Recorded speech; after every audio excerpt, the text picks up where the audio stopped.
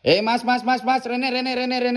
Enak apa? Iki mbok jejer ki mbok dol apa nggo pajangan? Pajangan piye? Wong kene ke bakul ya jelas didol ta, Mas. Oh, Paket kamar iki, Mas. paket kamar. Oleh lemarine gede karo meja rias 3.200.000 ae, Mas. Bah, jajal disepilne. Ya, iki nomor 1, lemari baju 3 pintu iki, Mas.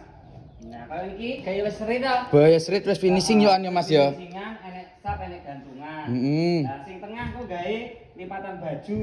Lah umpama pengen digawe lipatan baju kabeh kena, gantungan kabeh ya kena, Mas. Iki aku pesen sing eneng kocone ready ora? Oh, pilih motif. Pilih motif sing metu kocone ngono kae lho, Mas. Kocone tengah iso, kocone pinggir ya iso, Mas. Bebas berarti Mas ya. Pilih motif. Lah, barang keloro iki, Mas.